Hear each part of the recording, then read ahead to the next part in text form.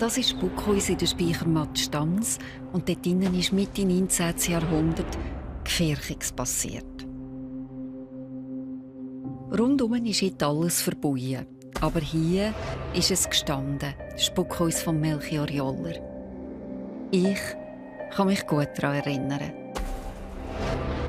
An 2010 ist das Spuckhaus, das ungefähr da gestanden ist, abgebrochen worden. Und ich vermute, die wenigsten Leute, die hier umeinander wohnen oder da einkaufen in dem Shoppingcenter, heute noch wissen, dass es da einmal gespeistert hat und dass der Spuk das Leben von Melchior Joller und seiner Familie komplett über den Haufen geriet hat.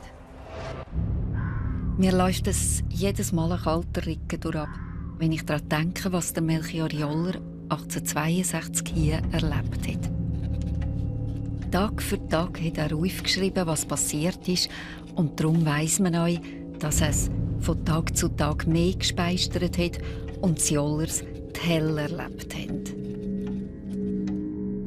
15. August 1862. Himmelfahrt. Der Spuk nimmt seinen Anfang.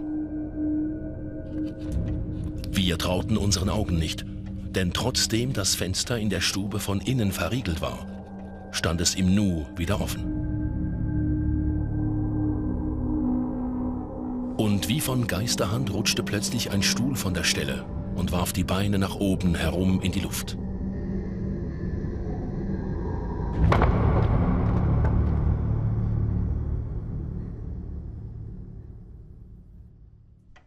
Vier Tage später, Dienstag, 19. August. Am Abend klopfte es sonderbar aus der Wand. In der Meinung, es sei etwa eine Ratte, klopfte ich, um sie zu verscheuchen. Doch es war ein Spuk, der mir mit demselben Klopfen antwortete. Auch Melchior Joller seine Kinder haben erlebt, wie es gespeistert hat. Zum Beispiel ist einst der zweitälteste Bub in die Küche hineingekommen. Und dann sieht er in der Luft so ein weisses Händchen, das schwebt und winkt.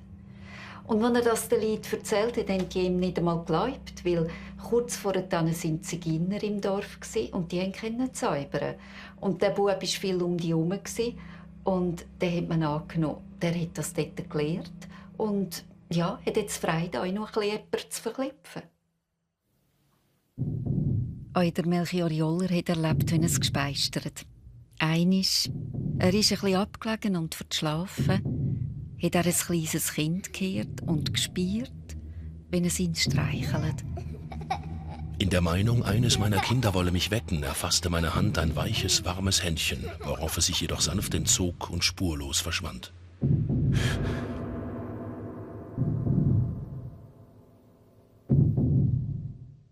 Am Melchior Joller und seiner Familie hat es von Tag zu Tag mehr gefurchten in dem Haus. Aber ab und zu ist es ihnen vorgekommen, als ob Gespeister sie zum Narren haben.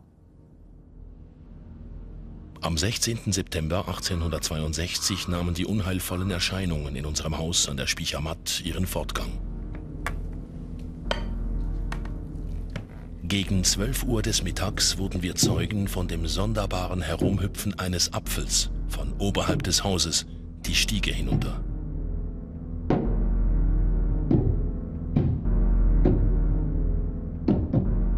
Ich fasste den Apfel und warf ihn durch Stubenfenster hinaus, worauf er wie von Geisterhand aus dem Nichts wieder in die Diele rollte und verschwand.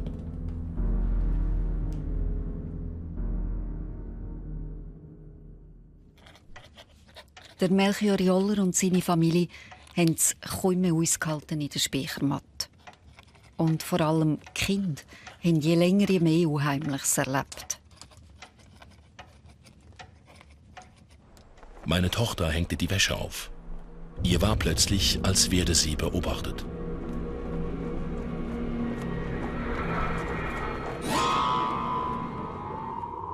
Die stumme Mädchengestalt verschwand, spurlos.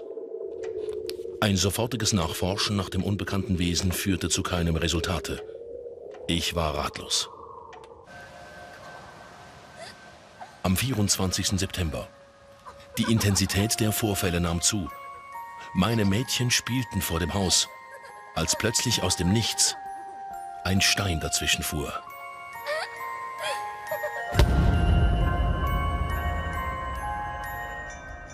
Gottlob hat der Stein niemand bereicht.